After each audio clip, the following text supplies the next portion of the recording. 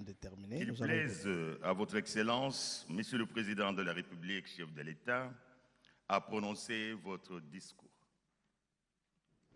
Ni ijambo rikomeye rya nyakubahwa perezida wa Repubulika ya Demokarasi ya Kongo Bwana Felix Antoine Tshisekedi Tshilombo yagejeje ku baturage ba Repubulika ya Demokarasi ya Kongo. Ni ijambo ritangira umwaka wa 2026 agejeje ku baturage ba Kongo ku itariki 31 Mutarama 2026 mu mpera z'ukwezi kwa mbere, akaba aribwo agejeje ku baturage ijambo ritangira umwaka. Iri jambo akaba rigejeje kuri aba baturage hari abayobozi batandukanye ndetse n'abahagarariye ibihugu byabo muri Repubulika ya Demokarasi ya Kongo, by'umwihariko abo ku rwego mpuzamahanga. Iri jambo ryibanze ku ntambara ikomeje kubera mu burasirazuba bwa Repubulika ya Demokarasi ya Kongo, aho yibasiye bikomeye cyane igihugu cy'u Rwanda. Akanavuga ko u Rwanda rwiyemereye ko rukorana na M23 ndetse ko ibyo atari bishya, ari ibintu imiryango mpuzamahanga yakomeje kugenda avuga. Yagarutse ku bintu byinshi, reka tugaruke kuri ijambo uko ryakabaye, aho narisemuye mu rurimi rw'ikinyarwanda. Honorable Président du Sénat,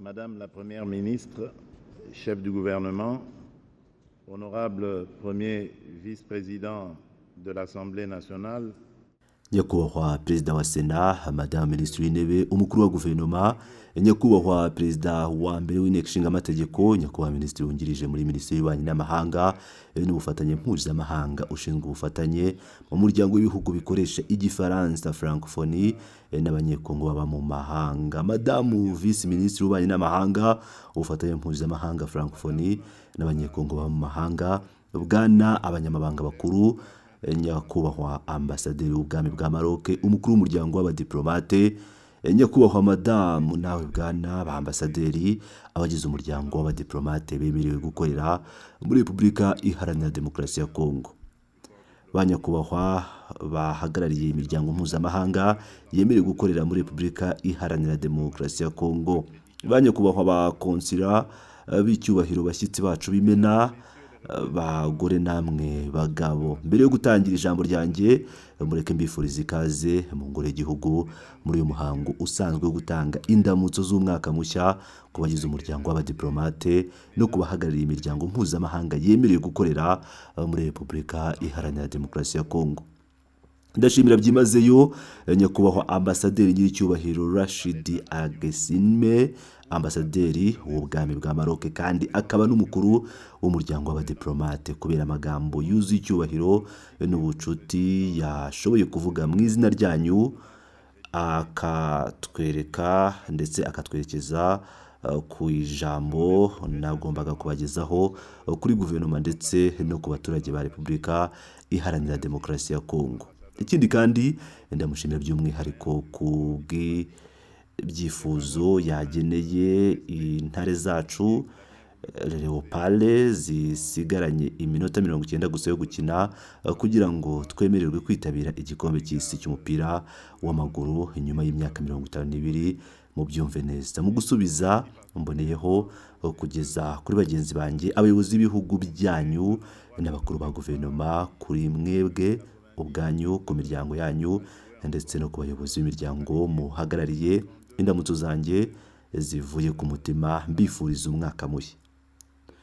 Mbifuriza umwaka 2026 uzaba ku bihugu byanyu no ku baturage babyo umwaka w'amahoro, iterambere n'icyizere gishya mu mbaraga z'amategeko n'ibigo by'igihugu.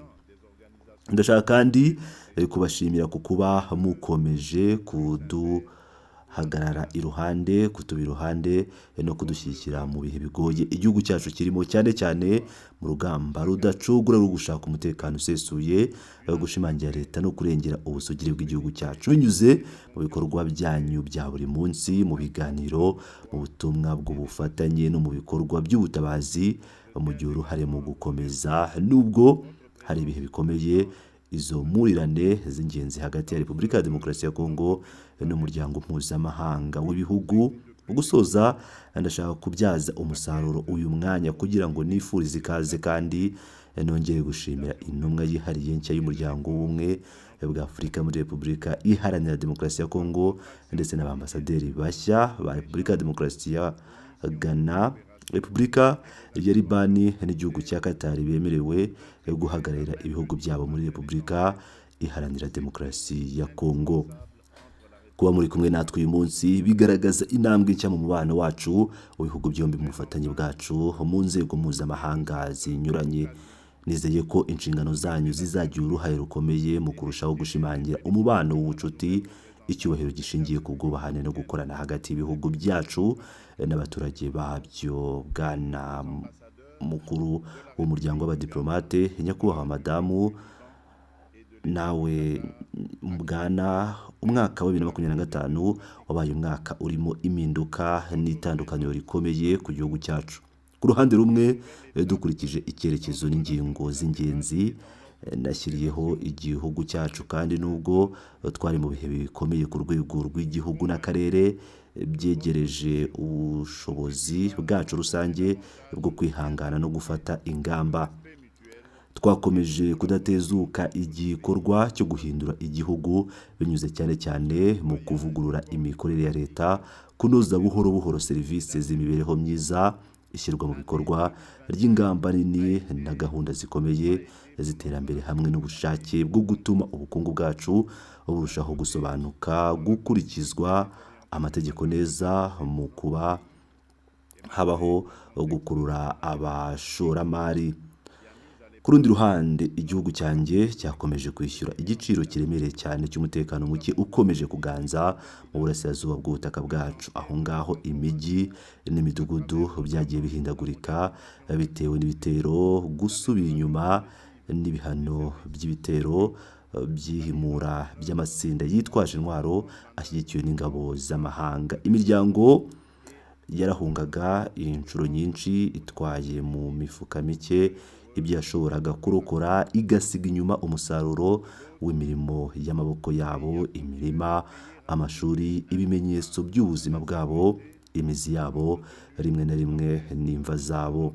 Iki kibazo kiracyari kimwe mu bikomeye ku isi mu bijyanye n'iyimurwa ry'abaturage ku ngufu, aho abantu babarirwa muri za miliyoni bamaze kuva mu byabo. Ndashimira cyane ukwihangana kw'abaturage bo muri Kivu y'Amajyaruguru na Kivu y'Amajyepfo, kandi nkaba nshimira ingabo zacu n'inzego z'umutekano ziri mu rugamba rukomeye, akenshi rudahuye n'ibibazo bahura nabyo, rwo guhangana n'amatsinda menshi yitwaje intwaro aharanira inyungu z'akanya gato kandi ashingiye ku bukungu bwo gusahura. Mu guhangana n'iki kigeragezo, guverinoma ya Repubulika Iharanira Demokarasi ya Kongo ikomeje kwitanga byuzuye mu gukomeza kugarura amahoro mu gihugu, gusubiza leta ububasha bwayo ku butaka bwose bw'igihugu no kurinda abaturage b'abasivili. Nyakubahwa namwe bayobozi, Repubulika ya Demokarasi ya Kongo ikomeje kuba indahemuka ku ndangagaciro zayo zo kwita ku nshingano. Yakomeje cyangwa yamye yahoze ivuga rumwe, amahoro ntashobora kuganirwaho hashingiwe ku kinyoma, kandi ntanashobora kubakwa hashingiwe ku kudahana abagize ibyaha. Ikindi kandi, uyu munsi hari intambwe ikomeye yatewe vuba aha, ikomeje kudukomeza muri uyu mwanya, ikwiriye kwitabwaho n'uburemere bwose, kuko igira ingaruka ku nshingano z'umuryango mpuzamahanga, kandi igasaba ko hafatwa ingamba zifatika. Hashize imyaka myinshi dukomeza kwamagana, dufite n'ibimenyetso bifatika, inkunga ituruka hanze igenerwa ihohoterwa ryitwaje intwaro rikorerwa ku butaka bwacu.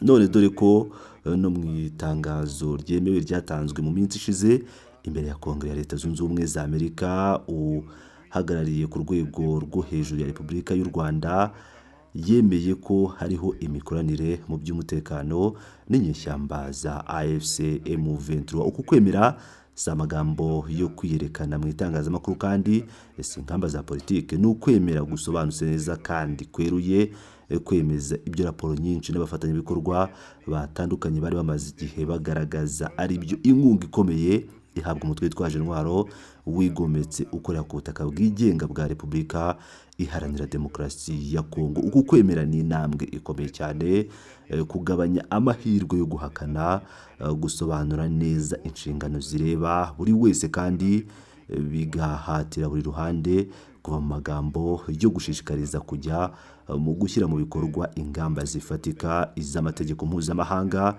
iz'imyanzuro y'inama y'umutekano y'umuryango w'abibumbye ndetse n'iz'amasezerano ya politike yemewe ku bushake.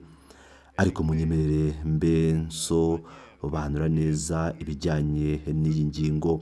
Nta mpamvu n'imwe, nta nkuru n'imwe, nta n'impamvu yitwaza umutekano ishobora guha ishingiro ukwigarurira igihugu ku ngufu, gushyiraho inzego z'ubuyobozi zibangikanye, kwimura abaturage ku gahato cyangwa gusahura umutungo ku nyungu z'abandi bigakorerwa leta igize umuryango w'abibumbye. Nyakubahwa madamu, namwe bayobozi, ndifuza kubagezaho impungenge zikomeye ku kibazo cy'ubutabazi kiri ku rwego rwo hejuru cyane mu burasirazuba bwa Repubulika Iharanira Demokarasi ya Kongo, by'umwihariko mu mujyi wa Uvira no mu duce duherereye ku kibaya cya Rusizi. Muri utu duce imiryango ibarirwa mu bihumbi yabimuwe imbere mu gihugu, ibibayeho mu bukene bukabije, ihura n'ibikenewe byihutirwa mu bijyanye n'ubutabazi. Kuri ubu bubabare bwo imbere mu gihugu hiyongeraho n'ubwo abaturage bacu bahungiye hakurya y'imipaka, cyane cyane mu Burundi, aho bagikomeje guhura n'ingorane zikomeye n'ubworoherane budacogora. Mu guhangana n'iki kibazo, Guverinoma ya Repubulika ya Demokarasi ya Kongo igamije gushimangira ihuriro n'abafatanyabikorwa mu by'ubutabazi mu rwego rw'akarere n'urw'isi kugira ngo harindwe ubuzima n'icyubahiro by'abaturage bagizweho ingaruka, haboneka igisubizo kirambye kandi habeho n'ibyangombwa byatuma amahoro n'umutekano bigaruka mu buryo burambye. Ariko byaba ari ukwibeshya gukemura gusa ibyihutirwa by'ubutabazi tutitegereje neza impamvu nyamukuru y'ububabare, ariyo umutekano muke ugumishwa n'ihohoterwa ridahwema kugaruka. Abaturage bo mu burasirazuba basanzwe barahuye n'ibibazo bikomeye cyane mu myaka myinshi y'ibigeragezo, ntibagomba gukomeza guhura n'uruhuri rw'ibibazo rubabaje, aho buri ntambwe igirwaho mu bya diplomasi ihita igirwamo intege nke n'isubira inyuma ry'ingamba, ibijyanye no gushotorana mu buryo bushya cyangwa ibitero byihishe. Ibikomeje kubera aha ku butaka harimo n'ibiri kubera hafi ya Uvira bikomeje kongera kutwibutsa uko ibintu bikomeje guhungabana ku buryo bukomeye, n'ukuntu ishyirwa mu bikorwa ry'amasezerano yafashwe rigomba kuba rinyuze mu mucyo, rikurikiranwa kandi rikagenzurwa. Ni muri uru rwego ubumwe bw'ibihugu bugaragaza kurusha ikindi cyose, burigaragaza nk'igisabwa cy'ingenzi kandi kidakuka.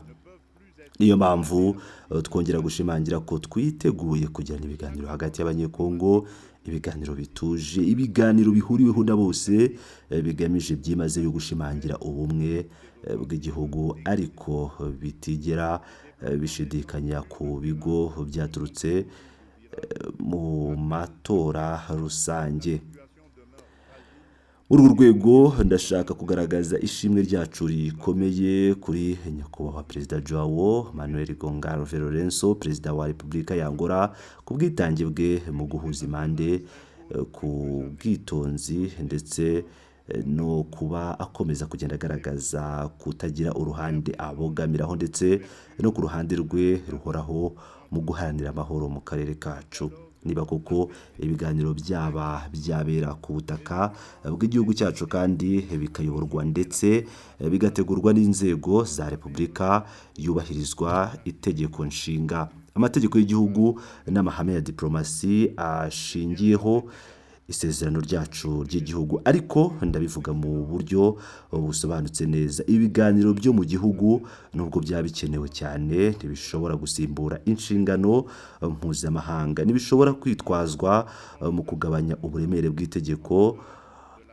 uburemere bw'igitero cyagabwe ku gihugu, cyangwa ngo bigabanye inshingano zashyizweho neza. Nk'uko nabivuze mu ijambo ryanjye riheruka ku mimerere y'igihugu narivugiye imbere y'inteko ishinga amategeko yateraniye mu nteko rusange, ubutabera buzakomeza inzira yabwo mu buryo bukomeye, buzakurikizwa kugeza ku musozo kandi na kugirirwa impuhwe hagamijwe guha n'icyubahiro abaguye mu buryo budakwiye bazize icyo gitero. Bityo rero ibiganiro ni yego, ariko ntabwo ari kimwe n'abakoze ibyaha byakorewe abaturage bacu. Nubwo bimeze bityo, ikiganza cyacu kiracyahari kigamije kurekura, kigamije gutanga amahoro nyayo, ariko amahoro nyayo asaba ibikorwa bifatika kandi byagenzurwa, nko guhagarika ako kanya inkunga iyo ari yo yose ihabwa imitwe yitwaje intwaro, gukura ingabo z'amahanga ku butaka bwigenga bwa Repubulika Iharanira Demokarasi ya Kongo, no gukuraho urujijo rwose, kubahiriza byimazeyo uburyo n'inzego zo ku rwego rw'akarere n'urw'isi, no gusubiza mu buryo bufatika ububasha bwa leta ya Kongo ku butaka bwose bw'igihugu. Ni muri uwo mwuka wo gufata inshingano no gukingurira abandi ko mu mezi ashize twagize uruhare mu bikorwa bya diplomasi byayobowe n'ubuhuza mpuzamahanga.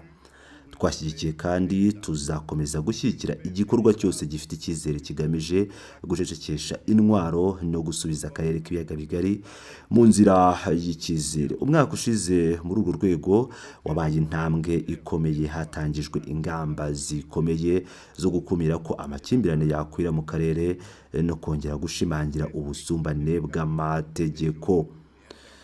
Kwemezwa n'inama y'umutekano y'umuryango w'abibumbye ku icyemezo 2773 kwabaye intambwe ikomeye cyane.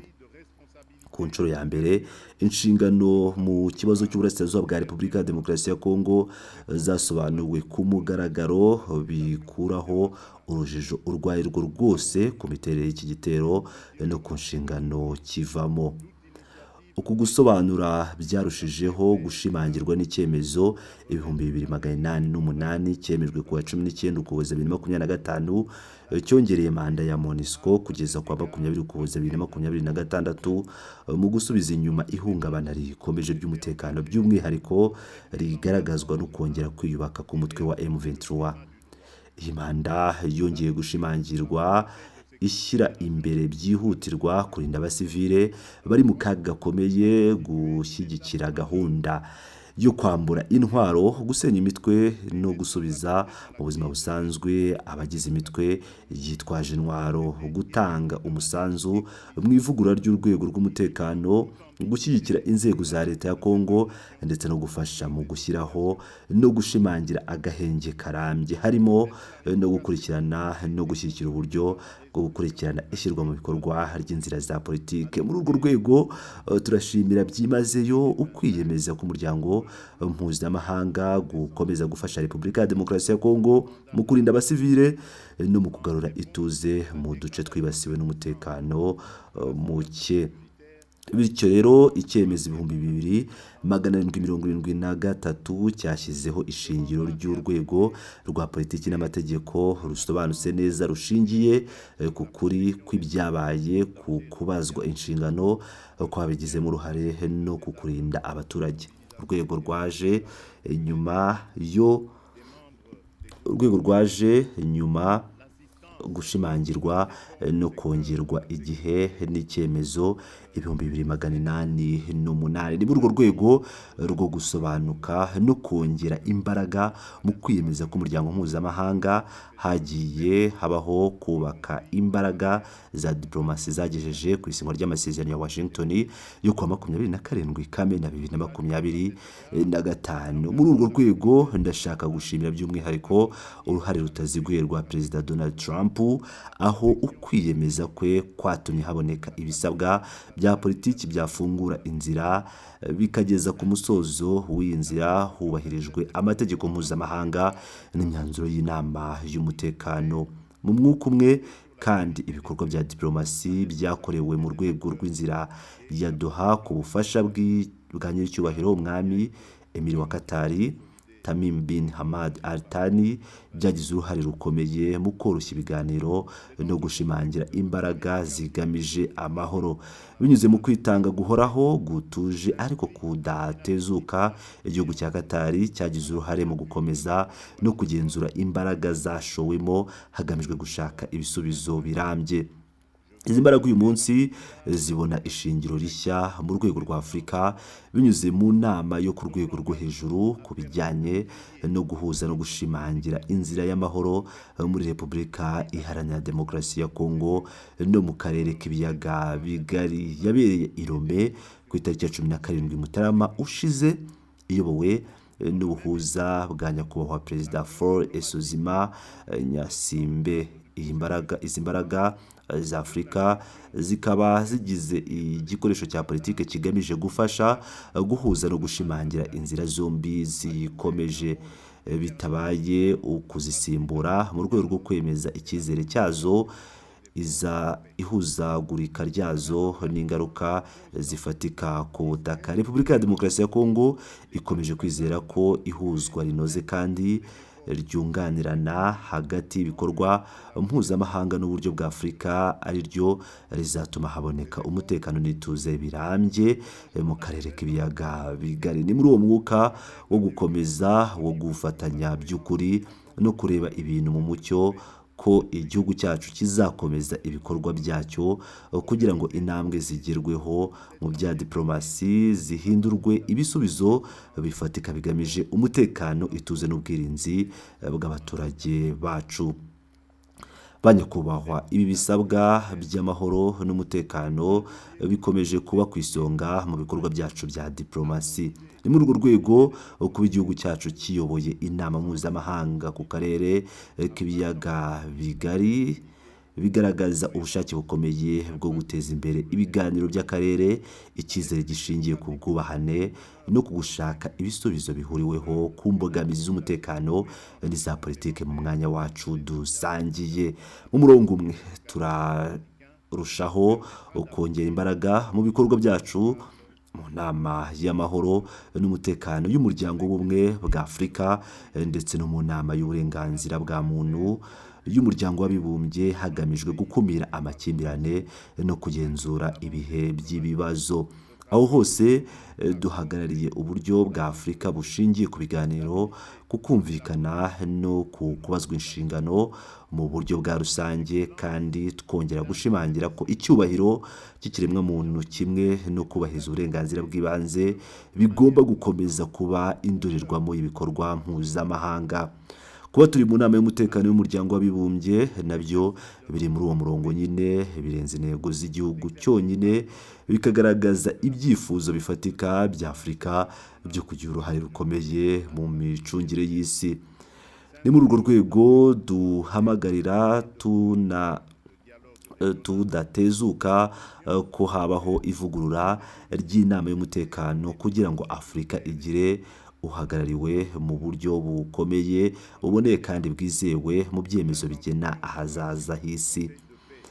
Mu gusoza umwaka ushize n'itangira ry'uyu uri gukomeza, biragaragara ko imbaraga zihoraho zo gushimangira umubano w'ubucuti n'ubufatanye n'ibihugu bitandukanye bikomeje kugenda bitera imbere. Gushimangira umubano wa kivandimwe n'igihugu cya Israeli byagaragajwe n'uruzinduko i Kinshasa rwa nyakubahwa Bwana Isaac Herzog, perezida w'igihugu cya Israeli, bigaragaza ubushake bwacu bwo kurushaho kwimakaza ubufatanye bushingiye ku cyizere no ku bwubahane.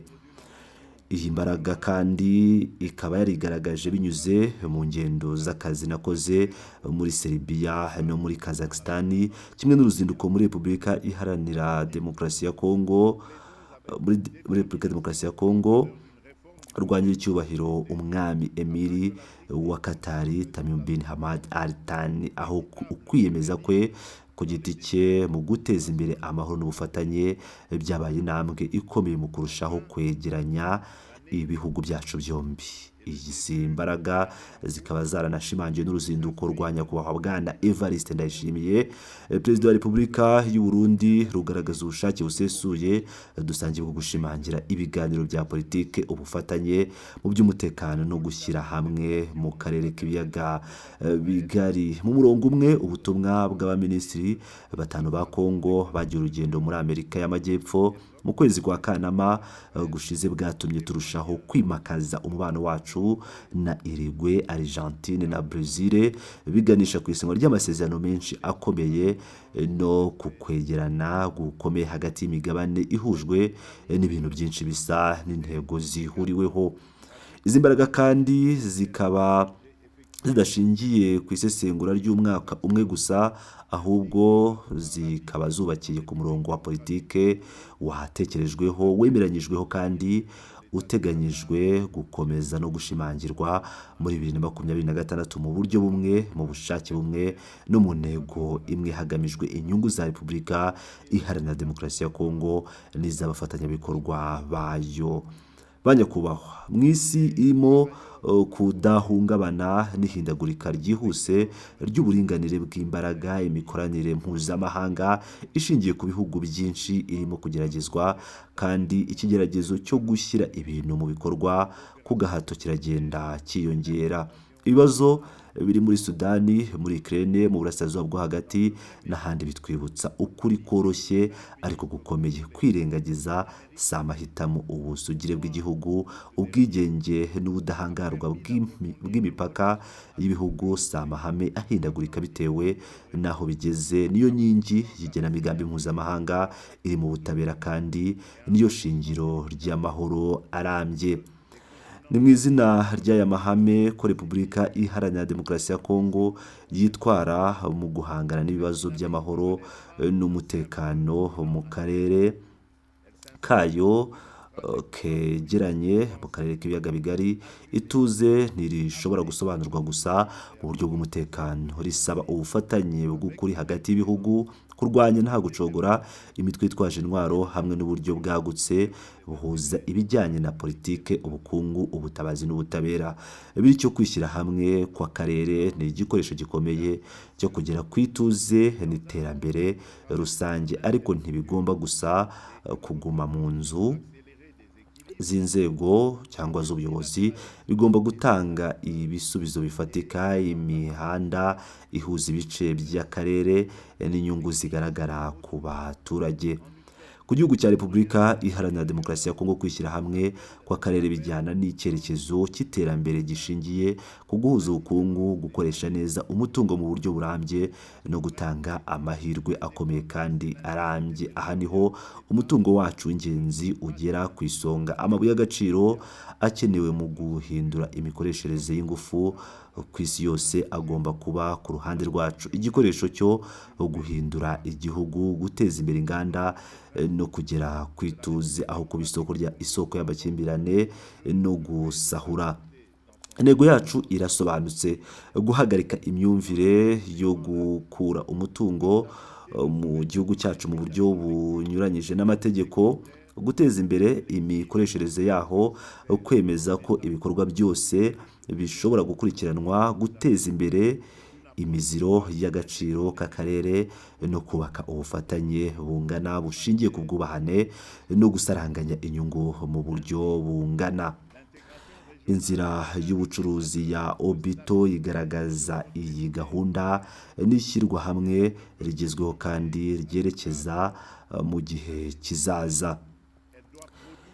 Uko guhuza uturere dutunganyirizwamo ibicuruzwa, imihanda, ingufu n'ubushobozi bwo gutunganya ibikomoka ku mutungo kamere irushaho gushimangira ubufatanye hagati y'ibihugu, ikarinda imiziro y'icuruzwa, itera imbere inganda z'akarere kandi igatanga amahirwe n'iterambere ry'ubukungu burambye ku ku nyungu z'abaturage. Ni muri uru rwego Repubulika ya Demokarasi ya Kongo igamije gushyira imicungire y'umutungo wayo mu buryo bw'ishoramari bushingiye ku cyizere, ku kumenya ibizaba mu gihe kizaza no ku kurengera uburinganire. Amategeko y'imisoro n'ayandi mategeko y'inkunga agenerwa abashoramari agengwa n'amategeko y'igihugu, by'umwihariko muri kode y'abashoramari, mu mikorere y'utugari tw'ubukungu cyangwa mu bice by'ubukungu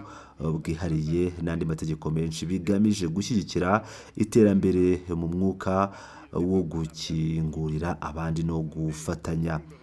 Niyo ntego kandi iri inyuma y'uko twongeye kohereza ibicuruzwa bya Cobalt hanze no gushyira mu bikorwa buhoro buhoro politike y'amasoko. Iyi miyoborere ishingiye ku bipimo bisobanutse kandi bitagereranwa, ikaba igamije kwemeza imikorere iboneye kandi irambye y'isoko ihuza inyungu za leta, abikorera ku giti cyabo n'abafatanyabikorwa mu mwuka w'inshingano zisangiwe. Ibiganiro bihoraho n'ituze rirambye. Ku rundi ruhande turushaho gushimangira inzira ya greening muri Kivu Kinshasa yatangijwe muri 2025. Uyu mushinga w'ingenzi ugamije guhindura uturere twibasiwe n'amakimbirane tukaba uturere two kwiyubaka, gushimangira ubumwe bw'imibereho no kwita ku bidukikije. Uha igisubizo gihuriweho mu by'ubukungu, imibereho n'umutekano, uteza imbere imirimo irambye mu buhinzi, kwita ku bidukikije, gusana ibidukikije no guteza imbere ekotourisme, byose bigatanga igisubizo gihamye mu bukungu bw'igihe cy'intambara.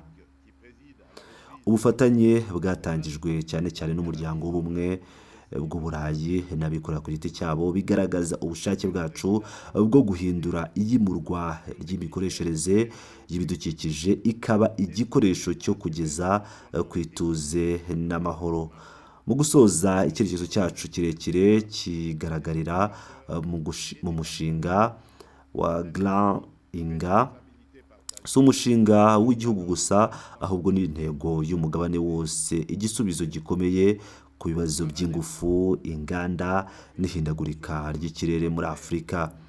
Kubera ubushobozi bwayo bwihariye bwo gukoresha amazi, Grand Inga ishobora gutanga ingufu zisukuye nyinshi kandi zihangana ku isoko z'ingenzi mu nganda zitunganya umutungo w'imbere mu gihugu no gutanga imirimo myinshi. Repubulika ya Demokarasi ya Kongo ikomeje gufungura amarembo y'ubufatanye bw'inshingano bugaragara kandi butanga inyungu ku mpande zombi kugira ngo iyi ntego igerweho mu buryo bwubahiriza ubwigenge bwacu n'inyungu zacu z'ingenzi. Nyakubahwa banyacyubahiro, bwana uyoboye itsinda ry'ububanyi n'amahanga, nyakubahwa namwe bayobozi, nsoza mu mpera z'umwaka 2026 Repubulika ya Demokarasi ya Kongo ishimangira ukwiyemeza kwayo gukorana n'abafatanyabikorwa bayo bose mu kubaka gahunda mpuzamahanga ishingiye ku mahoro, kubahiriza amategeko, ubufatanye n'iterambere ryungukira bose. Umwaka 2026 ugomba kuba uwo gutera intambwe ishimishije haba mu by'umutekano no mu mpinduka z'imitunganyirize hagamijwe iby'ingenzi bine. Icyambere hari ugushimangira umutekano w'uburasirazuba no gusubiza ububasha bwa leta. Icya kabiri no gukomeza kunoza imiyoborere n'ubushobozi bw'inzego za leta. Ikindi cya gatatu no guhindura ubukungu kugira ngo butange umusaruro, butere imbere mu nganda kandi butange imirimo. Icya kane nacyo cya nyuma kandi ni ugushimangira ubumwe bw'igihugu n'ihuriro ry'imibereho myiza y'abaturage. Kuko amahoro atahabwa itegeko gusa, Repubulika ya Demokarasi ya Kongo yiteze ko umuryango mpuzamahanga utazatubwira gusa amarangamutima, ahubwo ukazagaragaza ubufatanye, ibikorwa bihuriweho, uvuga ukuri kandi ukagira icyo ukora iyo ibyabaye byemejwe kandi inshingano zemejwe. Kongera kandi inkunga y'ubutabazi, kurinda abimuwe n'aho batuye no gufasha abahuye n'ibibazo kuko buri wese azi ko mu burengerazuba n'uburasirazuba bw'igihugu cyanjye ibikeneye birenga kure ubushobozi buhari. Ndizera kandi buri wese muri mwe ko muzajya mubwira inzego n'ibihugu byanyu ubutumwa bwa Repubulika Iharanira Demokarasi ya Kongo iri mu rugendo igihugu kireba imbere, gikorera mu murava mushya, gifunguye ku bufatanye kandi gifite intego yo kubaka ejo hazaza h'amahoro n'iterambere. Ndasoza nshimira mbagaragariza ibyifuzo byanjye byiza cyane mu mwaka 2026 ukomeze kuba uwanyu n'ubihugu byanyu w'intsinzi ituzera icyizere, ukomeze gushimangira ubucuti bwacu no guha imbaraga nshya ubufatanye bwacu mu nyungu z'ibihugu byacu n'isi yose. Murakoze. Sont reconnus. Renforcer l'appui humanitaire, la protection des déplacés et la prise en charge des victimes, car chacun sait que dans l'est de mon pays, les besoins dépassent encore largement les moyens disponibles. Je compte enfin sur chacune et chacun d'entre vous pour relayer auprès de vos capitales et de vos institutions le message d'une République démocratique du Congo en mouvement, un pays résolument tourné vers l'avenir, animé par une énergie nouvelle, ouvert au partenariat et résolument engagé à construire un avenir de paix et de prospérité. Je terminerai en vous adressant une fois encore mes vœux les plus chaleureux pour l'année 2026. Qu'elle soit pour vous et pour vos peuples une année de réussite, de sérénité et d'espérance. Qu'elle consolide notre amitié et donne un élan nouveau à notre coopération dans l'intérêt de nos nations et de notre planète. Je vous remercie.